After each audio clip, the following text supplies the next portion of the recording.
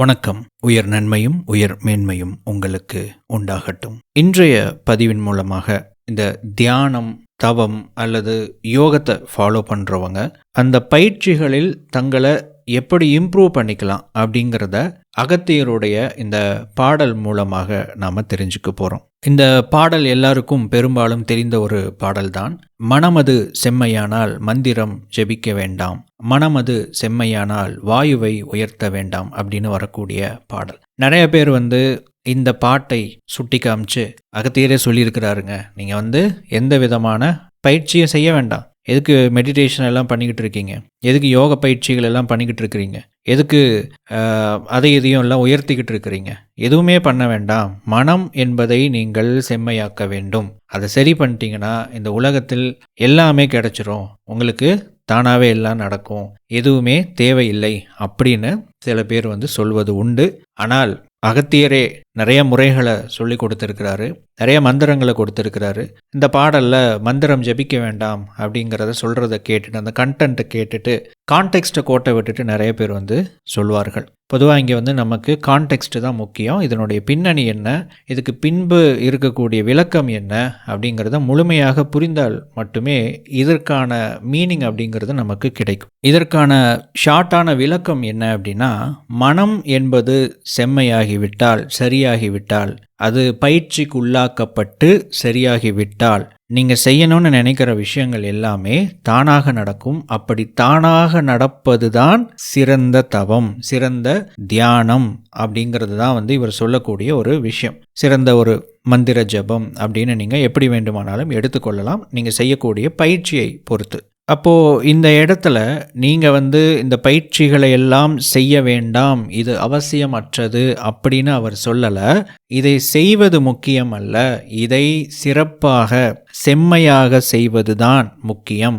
அப்படி நீங்கள் அதை செம்மையாக சிறப்பாக செய்யணும் அப்படின்னா மனமானதை நீங்கள் சிறப்பானதாக, செம்மையானதாக, சரியானதாக மாற்ற வேண்டும் அப்படிங்கிறது தான் இதனுடைய ஷார்ட் எக்ஸ்பிளனேஷன். இப்போது மனம் என்பது எப்படி செம்மையாகும், அதை எப்படி செம்மைப்படுத்துவது, பெர்ஃபெக்ஷன் அப்படிங்கிற அந்த ஸ்டேட்டுக்கு மைண்டை கொண்டுட்டு வர்றது எப்படி, அது பயிற்சினால் மட்டும்தான் முடியும். நீங்கள் பயிற்சி செய்ய வேண்டும். நிறைய பேர் ஆரம்பத்திலேயே சொன்ன மாதிரி இதெல்லாம் செய்யாதீங்க, அதெல்லாம் செய்யாதீங்க, அகத்தியரே சொல்லியிருக்கிறாரு அப்படிங்கிற மாதிரி சொல்லுவாங்க. முழுமையான விளக்கம் நம்ம புரிந்து கொள்ள வேண்டும். இதெல்லாம் செய்தால்தான் மனம் என்பது செம்மையாகும். மனதை செம்மைப்படுத்துவதற்கு தான் இந்த பயிற்சிகள் அப்படிங்கிறது அவசியம். மைண்டுக்கு சில தன்மைகள் இருக்குங்க. முதலாவது தன்மை என்ன அப்படின்னா, ஒரு புதிய விஷயத்தை நீங்கள் கற்றுக்கொள்ளும் போது அதற்கு அது அந்நியமாக இருக்கும். அதாவது அதற்கு இதுக்கு சம்மந்தமே இருக்காது. என்டையர்லி ஒரு புதிய விஷயத்தை நீங்கள் தெரிஞ்சுக்கும் போது சில பேருக்கு ஆர்வமாக இருக்கலாம், சில பேருக்கு கடினமாக இருக்கலாம், அது வராது, ரொம்ப ஒரு போராட்டமாக இருக்கும். இது என்ன இது அப்படின்னு புரிந்து கொள்வதற்கே பல நாட்கள் எடுக்கும், காலம் எடுக்கும். அதற்கு பிறகு அது புரிந்து கொள்ளும், ஓ இது இப்படி தான் வேலை செய்கிறதா அப்படிங்கிறத புரிந்து கொள்ளும். இப்போ இந்த ஸ்டேஜில் இருந்து நீங்கள் ப்ராக்டிஸை ஸ்டார்ட் பண்ணுவீங்க. அது தியான பயிற்சியாக இருக்கலாம், அல்லது எந்த ஒரு விஷயமா வேணுமானாலும் இருக்கலாம். நீங்கள் அந்த பயிற்சியை தொடங்கி நீங்கள் படிப்படியாக நீங்கள் ஒவ்வொரு நாளும் பயிற்சி செய்ய செய்ய செய்ய என்னாகும் அப்படின்னா அது உங்களுடைய மனதில் ஆழமாக பதிவாகிவிடும். இப்போது இந்த பயிற்சி செய்யக்கூடிய இந்த காலகட்டத்தில் உங்களுடைய மைண்ட் எப்படி இருக்குன்னா, இது என்ன அப்படிங்கிறது நமக்கு தெரியும், ஆனால் அதை பயிற்சி செய்து கொண்டு இருக்கும். அதை ஒவ்வொரு முறை கான்ஷியஸாக செஞ்சுக்கிட்டே இருக்கும். கான்ஷியஸாக செய்கிறது அப்படின்னா இதை மிக எளிமையாக புரிந்து கொள்வதற்கு, நம்ம எல்லாருமே இந்த 2 வீலர் வண்டி ஓட்டும்போது ஒரு பைக்கை நம்ம ஓட்டுறோம் அப்படின்னா முதல் ஸ்டேஜ் அந்த பைக்கை நம்ம ஏறி உட்காந்து கால்களால் கண்ட்ரோல் பண்ணுறதே ரொம்ப கஷ்டமாக இருக்கும். ஃபஸ்ட்டு கியர் போடுறது ஒரு ஆப்ரேஷன், கிளச்சு போடுறது ஒரு ஆப்ரேஷன், த்ராட்டில் கொடுக்கறது ஒரு ஆப்ரேஷன், பிரேக்கை ஆப்ரேட் பண்ணுறது அப்படிங்கிறது ஒரு ஆப்ரேஷன், இதையெல்லாம் வச்சு அந்த வண்டியை ஓட்டுறது அப்படிங்கிறது ஒரு ஆப்ரேஷன் மாதிரி எல்லாமே நமக்கு தனித்தனியாக தெரியும். ஒவ்வொன்றுமே கஷ்டமாக தான் இருக்கும். அதுவும் குறிப்பாக அந்த கிளச்சு, ஃபஸ்ட்டு கியர் போட்டு கிளச்சு விட்டுறது அப்படிங்கிறது நிறைய பேருக்கு பெரிய ஒரு போராட்டமாகவே இருக்கும். வண்டியை விட்டு ஆஃப் ஆகிடும், இல்லைனா டக்குன்னு முன்னாடி இழுத்து தள்ளிவிடும். எப்படியோ இந்த ஃபஸ்ட்டு கியர் போடுறத வந்து கற்றுக்கிட்டு நம்ம வண்டி ஓட்ட ஆரம்பித்ததுக்கப்புறமும் நம்ம இந்த ஆக்ஷனை வந்து தனித்தனியாக தான் பண்ணிக்கிட்டு இருப்போம். அதாவது ஒரு கியர்லேருந்து இன்னொரு கியரை மாற்றணும் அப்படின்னா கிளச்சு பிடிக்கணும் அப்படின்னு மனசு சொல்லும், கிளச்சு பிடிப்பீங்க, கியர் போடுவீங்க. இப்போ கிளச்சை விடணும் அப்படின்னு மனசு சொல்லும், விடுவீங்க. இதற்கப்புறம் வந்து த்ராட்டில் கொடுக்கணும், கொடுக்கலனா வண்டி ஆஃப் ஆகிடும் அப்படின்னு சொல்லிட்டு மனசு சொல்லும், த்ராட்டில் கொடுப்பீங்க. ஸோ இதை வந்து தனித்தனி ஆப்ரேஷனாக பழகிட்டே இருப்பீங்க. ஒரு 6 மாதம் 1 வருடம் வாகனத்தை ஓட்டி பழகி விட்டோம் அப்படின்னா அதற்கப்புறம் நாம் என்ன பண்ணுறோம் அப்படிங்கிறது நாம் கான்ஷியஸாக நாம் சிந்திக்கவோ நினைக்கவோ மாட்டோம். அது தானாகவே தன்னிச்சையாக செயல்பட ஆரம்பிச்சு விடும். இதுதான் வந்து மைண்டுக்கு இருக்கக்கூடிய ஒரு தன்மை. மைண்டுக்கு இன்னொரு தன்மை இருக்குது, எல்லாத்தையுமே வந்து கான்ஷியஸாக கவனிக்கிற தன்மை. அதாவது என்னதான் நம்ம அன்கான்ஷியஸாக செயல்பட்டாலும், நம்ம வந்து வண்டிகளை ஓட்டிக்கிட்டு இருக்கிறோம் அப்படின்னாலும், நாம் இப்போ வண்டியை ஓட்டிக்கிட்டு இருக்கிறோம், நம்மளை சுற்றி என்ன நடந்துக்கிட்டு இருக்கு அப்படிங்கிறதுல நம்ம கான்ஷியஸாக அப்சர்வ் பண்ணிக்கிட்டே இருக்கணும், ப்ரெசன்ஸில் இருக்கணும். நிகழ்காலத்தில் நாம் வாகனத்தை ஓட்டும் போது இருக்கணும். அப்போ தான் நாம் அதை பாதுகாப்பாக ஓட்ட முடியும். இது நம்ம எல்லாருக்கும் தெரிந்த ஒரு விஷயம். இப்போ அன்கான்ஷியஸாக நடக்கிற விஷயத்தில் நம்ம கவனம் செலுத்துவது கிடையாது, அது தானாகவே நடக்கிறது. ஆனால் அது சரியாக நடக்கிறது என்பதை நாம் கவனித்து கொண்டே இருக்க வேண்டும். இதுதான் வாகனத்தை ஓட்டுறதுக்கான பாதுகாப்பான முறை, மைண்டை பொறுத்த வரைக்கும். இப்போது இந்த 2 வீலரோட ஸ்டோரியை அப்படியே இந்த அகத்தியருடைய பாடலுக்கு கன்வெர்ட் பண்ணிங்க அப்படின்னா, மனம் அது செம்மையானால் மந்திரம் ஜபிக்க வேண்டாம். மைண்டு வந்து பழகிடுச்சு அப்படின்னா கிளச்சு போடணும், பிரேக்கு போடணும், கியர் மாற்றணும், த்ராட்டில் கொடுக்கணும்னு நீங்கள் கான்ஷியஸாக நினைக்க வேண்டிய அவசியம் இல்லை. அது பழக்கமாகிவிட்டால் அது தானாகவே நடக்கும். இந்த பாடலோட 4வது வரி, மனம் அது செம்மையானால் மந்திரம் செம்மையாமே.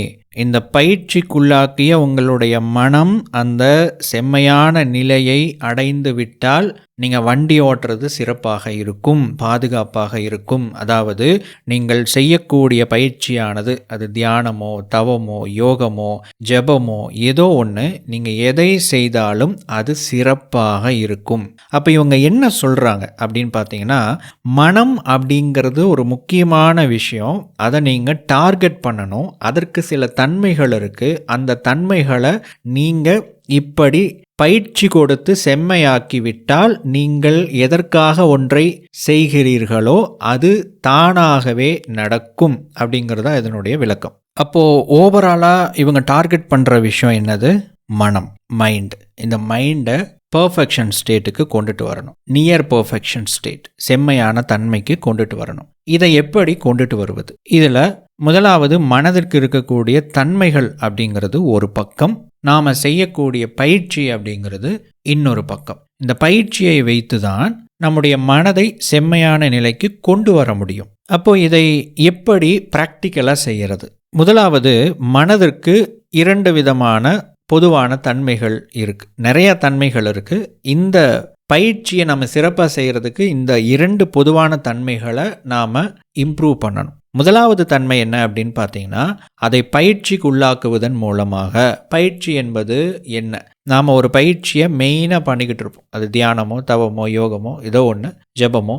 அந்த பயிற்சியை சிறப்பாக இன்னும் பெட்டராக பண்ணுறதுக்கு மற்ற சில பயிற்சிகள் மூலமாக நம்ம அதை பயிற்சிக்குள்ளாக்குவோம். இது சில பயிற்சிகள் வந்து பார்த்தீங்கன்னா, தொடக்கத்தில் ஒரு சில நியமங்களோடு பயிற்சியை நீங்கள் தொடங்குற மாதிரியெல்லாம் சிஸ்டமேட்டிக்காக கொண்டு வச்சுருப்பாங்க. பிராணாயாமம் செய்வது அப்படிங்கிற மாதிரி சில விஷயம்லாம் பண்ணுவாங்க. இதெல்லாம் எதற்காக அப்படின்னா, நாம் செய்யக்கூடிய முதல் தரமான அந்த மெயினாக ஃபோக்கஸ் பண்ணக்கூடிய அந்த பயிற்சி உங்களுக்கு முழுமையாக வேலை செய்யணும் என்பதற்காக உங்களுடைய உடலை, மனதை, பிராண உடலை தயார் செய்வதற்கான விஷயங்கள் தான் இவைகள் எல்லாம். அப்போது நாம் அந்த சிஸ்டமேட்டிக்காக அந்த பயிற்சியை செஞ்சுக்கிட்டே இருக்கும்போது இந்த மனதின் தன்மைகள் அதோடு சேர்த்து இந்த பயிற்சி, இந்த 2 விஷயத்தையும் ஒன்றாக இணைக்கிறோம். இது இன்னும் சிம்பிளாக சொல்லணும் அப்படின்னா, நாம் செய்யக்கூடிய பயிற்சி மனம் அப்படிங்கிறதுக்கு கவனிக்கக்கூடிய ஒரு தன்மை இருக்குது. அந்த தன்மை இந்த 2 விஷயத்தையும் ஒன்றாக இணைக்க வேண்டும். முதலாவது, நீங்கள் ஒரு மெயினான பயிற்சி செய்கிறீங்க அப்படின்னா, அந்த பயிற்சியினுடைய ஆரம்ப காலத்தில் அது கடினமாக இருக்கும், பழகும். அதற்கப்புறம் அது தானாக நடக்கக்கூடிய ஒரு தன்மைக்கு வரும். இப்போ நீங்கள் ஒரு ஜெபம் பண்ணுறீங்க அப்படின்னு வச்சுக்கோங்களேன். நீங்கள் ஜெபம் பண்ண ஆரம்பிக்கும் போது ஒரு விஷயத்தை கவனிச்சிங்கன்னா நல்லா தெரியும். நீங்கள் பண்ணிக்கிட்டே இருப்பீங்க. ஒரு கட்டத்துக்கு அப்புறம் உங்களுடைய மனமானது அதை சொல்லிக்கொண்டே இருக்கும், உச்சரித்து கொண்டே இருக்கும். ஆனால் மைண்டு வேற எங்கேயோ அலைபாய்ஞ்சிக்கிட்டு இருக்கும். 2 வேலையை அந்த இடத்துல செய்யும். இந்த இடத்துல சாண்டிங் ஓடிக்கிட்டே இருக்கும், மைண்டுங்கிறதும் ஓடிக்கிட்டே இருக்கும். இது ஒரு பக்கம் ஓடும், இது ஒரு பக்கம் ஓடும். அப்போது இப்படி இருந்தால் அந்த பயிற்சி சிறப்பாக இருக்குமா அப்படின்னா இருக்காது. இப்போ தியானத்தை எடுத்துக்கொள்ளலாம். தியானத்தை ரொம்ப எளிமையான தியான பயிற்சி, மூச்சு காற்றை உட்காந்து கவனிக்கிறது அப்படிங்கிறது. நீங்கள் ஒரு விஷயம் கவனிச்சிங்கன்னா தெரியும், நீங்கள் உட்கார்ந்துருப்பீங்க மெடிடேஷன் பண்ணுறதுக்காக, ஆனால் மனம் என்பது ஓடிக்கொண்டே இருக்கும், எங்கேயாவது அலைபாய்ந்து கொண்டே இருக்கும், எதையாவது சிந்தித்து கொண்டே இருக்கும், எதையாவது ஒன்றை ஞாபகப்படுத்தி கொண்டே இருக்கும். நம்ம தியானத்தில் உட்கார்ந்துருக்கோம் அப்படிங்கிறதையே நம்ம மறந்து போய், நாம் இப்போ தியானம் செய்ய வேண்டும் என்கிற அந்த விஷயமே மறந்து போய் நம்மளுடைய சிந்தனைகளில் மூழ்கிட்டு திரும்ப அடரா நம்ம தியானம் பண்ணுறதுக்காக உட்கார்ந்தமே நம்ம எங்கேயோ போயிட்டோமே அப்படிங்கிற மாதிரி நம்ம திரும்ப திரும்ப வந்து கொண்டே இருப்போம். இது நாள் போக்கில் என்ன ஆகும்னா, நம்ம தொடர்ச்சியாக பயிற்சி செய்ய செய்ய செய்ய அதிகமாக அலைபாய்கிற மனமானது குறைவாக அலைபாய தொடங்கும். கான்ஷியஸாக நம்மளுடைய மூச்சு காற்றுல கவனம் செலுத்த ஆரம்பிப்போம். இந்த இடத்துல மனதினுடைய விழிப்புணர்வு தன்மை அப்படிங்கிறது அதிகமாகி இருக்கு அப்படின்னு சொல்லலாம். நீங்கள் பயிற்சி கொடுத்து படிப்படியாக மனதின் தன்மையை, மனதின் விழிப்புணர்வு தன்மையை நீங்கள் உயர்த்த வேண்டும், இம்ப்ரூவ் பண்ண வேண்டும். அதற்கு பிறகு நீங்கள் தியான நிலைக்கு போகிறது ரொம்ப நேரம்லாம் ஆகாது. நீங்கள் உட்கார்ந்தீங்கன்னா ஒரு 2 நிமிடம், 1 நிமிடத்திலேயே மனமானது மூச்சு காத்தை கவனிக்க ஆரம்பித்து விடும். மனமானது அமைதி அடைந்து விடும். 1 நிமிடம் போதுமானதாக இருக்கும். அந்த தன்மை வரைக்கும் நாம் பயிற்சி செய்யணும். நம்ம உட்கார்ந்த உடனேயே நம்மால் மூச்சு காத்த அமைதியாக, மனம் அமைதி அடைந்த நிலையில் கவனிக்க முடிகிறது என்றால் நம்மளுடைய மனதினுடைய கவனிக்கும் தன்மையை உயர்த்தி இருக்கிறோம், இம்ப்ரூவ் பண்ணி இருக்கிறோம் அப்படின்னு அர்த்தம். இப்போது இதை இன்னொரு பயிற்சியோடு இணைத்து நம்ம புரிந்து கொள்ள முயற்சி செய்யலாம். உதாரணத்துக்கு மந்திரங்களை ஜெபம் செய்கிற அந்த ஜெபத்தை எடுத்துக்கொண்டோமானால், முதலாவது நம்ம சொல்லுவோம், மைண்டு டிஸ்ட்ராக்ட் ஆகிக்கிட்டே இருக்கும், திரும்ப திரும்ப கவனத்தை உள்ளே கொண்டு நம்ம சொல்லி எப்படி நம்ம தியானத்தில் மூச்சு காத்தை கவனித்தோமோ அதே போல் மந்திரம் என்பதை தொடர்ச்சியாக சொல்லக்கூடிய ஒரு தன்மைக்கு நாம் வந்துடுவோம். இப்போ இந்த இடத்துல இங்கே 2 டெக்னிக் இருக்குங்க. முதலாவது டெக்னிக் என்ன அப்படின்னா, மந்திரத்தை ஜெபம் செய்வது என்பது ஒரு டெக்னிக்கு. இன்னொன்று நாம் ஜெபம் செய்கிறோம் என்பதை கான்ஷியஸாக கவனிக்கிற தன்மை என்பது 2வது டெக்னிக். இந்த 2 விஷயத்தை ஒன்றாக இணைக்க வேண்டும். இதில் நீங்கள் இம்ப்ரூவ் பண்ணணும், இதுலையும் இம்ப்ரூவ் பண்ணணும். இந்த 2 விஷயத்தை இம்ப்ரூவ் பண்ணிட்டீங்க அப்படின்னா என்ன நடக்கும் அப்படின்னா, நீங்கள் உட்கார்ந்து ஜெபம் செய்ய தொடங்கிய உடனேயே உங்களுடைய மனமானது அந்த ஜெபத்தை அது செய்ய ஆரம்பித்து விடும். எப்படி நம்ம ஸ்மார்ட் ஃபோனில் ஒரு ஆடியோவை நம்மளுடைய வாய்ஸில் அல்லது அந்த ஜெபத்தை ரெக்கார்ட் பண்ணி ப்ளே பண்ணிங்கன்னா அது பாட்டுக்கு ப்ளே பண்ணுதோ, அது மாதிரி உங்களுடைய மனமானது அந்த ஜெபத்தை செய்ய தொடங்கிவிடும். சரி, அது ஓடிக்கிட்டே இருக்கும்போது நீங்கள் ஜெபம் செய்கிறீர்கள், அதாவது மனதின் வாயால் நீங்கள் சொல்வதை உங்களுடைய மனதின் காதுகளாலும் கவனிக்கும் தன்மையாலும் கேட்டுக்கொண்டே கவனித்திருப்பீர்கள். இந்த தன்மைக்கு வந்துருச்சு அப்படின்னா அதுதான் மனமது செம்மையானால் மந்திரம் செம்மையாமே. இதை இப்படி திருப்பி போட்டு பார்த்தோம்னா, செம்மையாக நீங்கள் மந்திரம் சொல்ல வேண்டுமென்றால் இந்த செம்மையான மனநிலையிலிருந்து சொல்லப்படும் மந்திர ஜெபமானது செம்மையாக சிறப்பாக இருக்கும் அப்படின்னும் நாம் இதை புரிந்து கொள்ளலாம். அப்போது கவனிக்கும் தன்மையையும் பயிற்சியையும் நீங்கள் இம்ப்ரூவ் பண்ணிட்டீங்கன்னா, இது 2ஐயும் ஒன்றாக இணைக்கும் போது நீங்கள் வாசியை நிறுத்த வேண்டாம், அது தானாகவே நடக்கும். நடக்கிறத கவனிக்க ஆரம்பிக்கும் உங்களுடைய மனம். அப்படி நடப்பதை கவனிக்கும் அந்த தன்மை இருக்குது பார்த்தீங்களா, அது சிறப்பானதாக இருக்கும் அப்படிங்கிறது தான் இந்த பாடலினுடைய விளக்கம். அப்போது இந்த இடத்துல இன்னொரு முக்கியமான ஒரு ஆழமான ஒரு கருத்தை நாம் புரிந்து கொள்ள வேண்டும். என்னன்னா, இப்போ நீங்கள் தியானம் செய்கிறீர்கள் ஏதாவது ஒரு பயிற்சி நீங்கள் செய்கிறீங்க அப்படிங்கிறது முக்கியம் இல்லை. அந்த பயிற்சியை நீங்கள் சிறப்பாக செய்ய வேண்டும் என்றால் அதை காத்து கொள்ள வேண்டும், அதை ப்ரொடெக்ட் பண்ணிக்கணும். அப்படின்னா என்ன அர்த்தம்னா, நீங்கள் செய்யக்கூடிய பயிற்சி அது மெடிடேஷனாக இருக்கலாம், சிம்பிள் மெடிடேஷனாக இருக்கலாம், வாட் எவர். நீங்கள் இதெல்லாம் ஏதோ ஒரு நோக்கத்துக்காக, ஒரு தேடலுக்காக, ஒரு பலனுக்காக ஒவ்வொருத்தங்க ஒவ்வொரு மாதிரி செய்கிறாங்க, நல்லது தான். ஆனால் அப்படி செய்யக்கூடிய அந்த ஒரு விஷயம் உங்களுக்கு முழுமையான பலனை கொடுக்க வேண்டும் என்றால் நீங்கள் என்ன பண்ணணும், அதை நீங்கள் பாதுகாத்து கொள்ள வேண்டும். நீங்கள் செய்யக்கூடிய பயிற்சி சிம்பிள் மெடிடேஷனே எடுத்துக்கலாங்களே. இந்த மெடிடேஷன் அப்படிங்கிறது ஒரு நாளைக்கு நீங்கள் எவ்வளோ நேரம் பண்ணுறீங்க?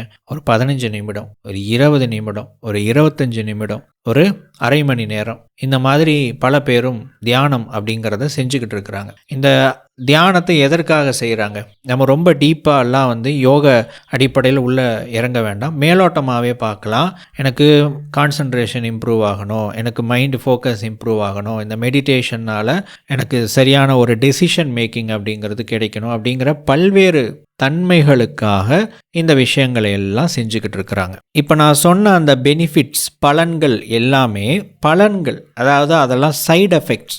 தியானம் செய்வதனால், தியானத்தை சரியாக செய்வதனால் கிடைக்கக்கூடிய சைடு எஃபெக்ட்ஸ்.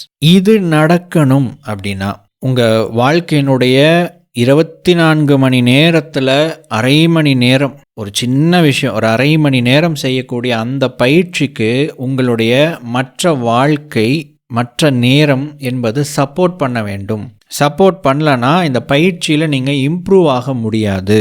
பெரும்பாலானவர்கள் என்ன பண்ணுவாங்க அப்படின்னா, அந்த ரொம்ப ஒரு எமர்ஜென்சி சுச்சுவேஷனில் தியானத்தை தேடுவாங்க, தவத்தை தேடுவாங்க.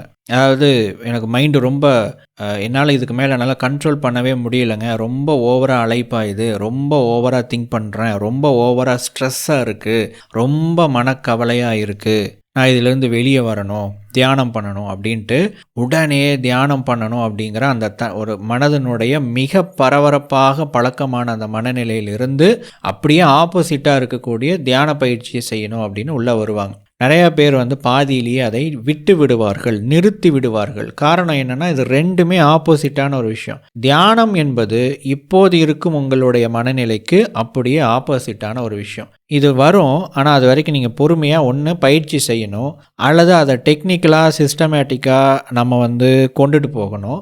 ரொம்ப முக்கியமானது, உங்களுடைய வாழ்க்கை முறையானது நீங்கள் எதை கற்றுக்கொள்கிறீர்களோ, எதை கற்றுக்கொள்ள வேண்டுமோ அதற்கு சப்போர்ட்டிவாக இருக்கணும். சப்போர்ட்டிவாக இல்லைன்னா அது வளராது. ஒரு செடி, ஒரு பயிர் செய்கிறோம் அப்படின்னு வச்சுக்கலாம். ஒரு நிலத்தில் நாம் பயிர் செய்கிறோம், எடுத்த உடனேயே அந்த பயிர் செய்யக்கூடிய அந்த விதைகளை எடுத்துட்டு போயிட்டு எந்த ப்ரிப்பரேஷனும் செய்யப்படாத விளை நிலத்தில் நாம் விதைத்து விட்டோம் என்றால் அது வருமா அப்படின்னு பார்த்தீங்கன்னா அது விளைநிலம் தான். ஆனால் அதற்கு ப்ரிப்பரேஷன் தேவைப்படுகிறது.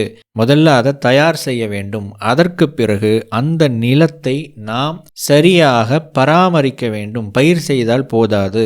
இது நம்ம எல்லாருக்குமே தெரிந்த ஒரு விஷயம். நம்ம பராமரிக்கலைன்னா என்ன ஆகும் அப்படின்னா, திரும்ப மனமானது, திரும்ப அந்த நிலமானது தன்னுடைய பழைய நிலைமைக்கு திரும்ப வரும். இப்போ மெயின்டைன் பண்ணிக்கிட்டே இருக்கணும். அப்போ நீங்கள் ஒரு நாளைக்கு தியானம் செய்கிறீங்க, உங்களுடைய கவனத்தை நீங்கள் இம்ப்ரூவ் பண்ணணும் அப்படின்னா, உங்களுடைய ஃபோக்கஸை டிஸ்ட்ராக்ட் பண்ணக்கூடிய விஷயங்களை உங்கள் வாழ்க்கையிலிருந்து தவிர்த்துக்கிட்டே வரணும். இன்னொரு பக்கம் பயிற்சி செஞ்சுக்கிட்டே வரணும். ஃபோக்கஸை ப்ராக்டிஸ் பண்ணணும். ஃபோக்கஸ் வளரணும்னா டிஸ்ட்ராக்ஷன்ஸை அவாய்ட் பண்ணணும். ரெண்டுமே பயிற்சி தான். நீங்கள் செய்வது மட்டும் பயிற்சி அல்ல. நீங்கள் எதை செய்கிறீர்களோ அதற்கு சப்போர்ட் பண்ணுறதுக்காக நீங்கள் தவிர்க்கிற ஒன்றும் பயிற்சி தான். நீங்கள் ஒன்றை நோக்கி பயணிக்கிறீர்கள் என்றால் இன்னொன்றை விட்டு விலகிச் செல்கிறீர்கள் என்று தான் அர்த்தம். விலகி போனாதான் நீங்கள் இன்னொரு விஷயத்தை நோக்கி போக முடியும். இதை நீங்கள் தெளிவாக புரிந்து கொள்ள வேண்டும். பெரும்பாலானவர்கள் வெறும் தியானத்தை மட்டுமே செய்து கொண்டிருக்கிறார்களே தவிர அந்த தியானத்திற்கு சப்போர்ட்டிவான எந்த விஷயத்தையும் செய்கிறது கிடையாது. இந்த விஷயத்தை நீங்கள் செஞ்சீங்கன்னா உங்களுடைய மெடிடேஷன் அப்படிங்கிறது இம்ப்ரூவ் ஆகும். அப்போது நீங்கள் செய்யக்கூடிய பயிற்சியை, தியானத்தை நீங்கள் பாதுகாக்க வேண்டும், அதை பராமரிக்க வேண்டும். அதற்கான சப்போர்ட்டிவான லைஃப் ஸ்டைலை நீங்கள் ஒவ்வொரு நாளும் செய்யணும். இதை மட்டுமே செய்து கொண்டிருந்தால் அது வராது. அப்போது நாம் நிறைய விஷயங்களில் மாற்றத்தை ஏற்படுத்த வேண்டும். சோஷியல் மீடியாவை நம்ம எப்படி கன்சியூம் பண்ணுறோங்கிறதுல இருந்து மற்றவர்களிடம் நம்ம எப்படி பழகுகிறோம், எவ்வளவு நேரம் எப்படி பேசுகிறோம், என்ன செய்கிறோம் என்பதை கவனித்து எது சரி, எது தேவையற்றது, எது தவறானது, இந்த தேவையற்றது தவறான இந்த 2 விஷயத்தையும் தவிர்க்க முயற்சி செய்ய வேண்டும். அந்த தேவையில்லாத விஷயம் சில நேரத்தில் தேவையாக இருக்கலாம், தேவையின் அடிப்படையில் பயன்படுத்தி கொள்ளலாம். இந்த மாதிரி வாழ்க்கையில் சில விஷயங்களை கண்ட்ரோல் பண்ணுறதன் மூலமாகத்தான் நாம் செய்யக்கூடிய பயிற்சி என்பது மேம்படும். இதுவும் பயிற்சி தான். நிறையா பேர் அவர்கள் ஒரு கட்டத்தில் செய்யக்கூடிய ஒரு விஷயத்தை தான் பயிற்சின்னு நினச்சிக்கிறாங்க. இது எனக்கு என்னுடைய வாழ்க்கையில் பலன் கொடுக்கவே இல்லைங்க, இம்ப்ரூவ் பண்ணவே மாட்டேங்குது அப்படிம்பாங்க. அதாவது நீங்கள் எந்த பயிர் செய்கிறீர்களோ அதை முதல்ல இம்ப்ரூவ் பண்ணணும், அப்புறம்தான் நீங்கள் செய்த பயிர் உங்களை இம்ப்ரூவ் பண்ணும். உதாரணத்துக்கு கேஷ் கிராப்ஸ் அப்படின்னு சொல்லுவாங்க, பணப்பயிர்கள்னால் ஒரு பணம் சம்பாதிக்கிறதுக்காக உருவாக்கக்கூடிய சில விஷயங்கள். இந்த பட்டு வளர்ப்பு எல்லாமே இருக்குன்னா அது கேஷ் கிராப்ஸ்னு வச்சுக்கலாம். நம்ம அது உணவாவெல்லாம் இது பண்ண போகிறதில்ல, பட்டு வளர்ப்புன்னு வச்சுக்கோங்க. ஃபஸ்ட்டு நீங்கள் என்ன பண்ணணும், அதை நீங்கள் வளர்க்கணும். நீங்கள் பணத்தை எதிர்பார்ப்பதற்கு முன்பதாக அந்த பணப்பயிரை நீங்கள் வளர்க்கணும். அப்புறம்தான் பணம் கொடுத்து அது உங்களை வளர்க்கும். நான் பயிர் பண்ணிட்டேங்க, எனக்கு பணமே கொடுக்க மாட்டேங்குது அப்படின்னா அது அப்படி செயல்படுகிறது இல்லை. நீங்கள் தான் அதை புரிந்து கொண்டு நீங்கள் எதை செய்கிறீங்களோ அதை பெட்டராக பண்ணுறதுக்கான முயற்சிகளை எடுக்க வேண்டும். அதை இன்னும் சிறப்பாக்கி கொள்வதற்கான வாழ்க்கை முறையில் மாற்றங்களையும் நீங்கள் ஏற்படுத்தி கொண்டே வர வேண்டும். இதை நீங்கள் செஞ்சுக்கிட்டே வந்தீங்க அப்படின்னா அந்த தன்மை என்பது உங்களுக்கு மிக வேகமாக கிடைக்க ஆரம்பிக்கும். அது கிடைத்து விட்டது என்றால் நீங்கள் செய்யக்கூடிய அனைத்து பயிற்சிகளுக்கும் உங்களுடைய மனமானது தயார் நிலையில் இருக்கும். நீங்கள் உட்கார்ந்தா தானாகவே நடக்கும். தானாக நடப்பதை கவனிப்பது தான் சிறப்பான பயிற்சி. ஸோ இந்த தன்மைக்கு நீங்கள் வருவதற்கு இவ்வளோ விஷயங்களை உங்களுடைய மனதிற்கு பயிற்சியாக கொடுத்து அதை வளர்க்க வேண்டும். இதை மனதில் சிந்தித்து தொடர்ச்சியாக நம்ம பயிற்சிகளில் ஈடுபடுவோம். பிரபஞ்ச பேராற்றல் உங்களை வழிநடத்துவதாக. நன்றி.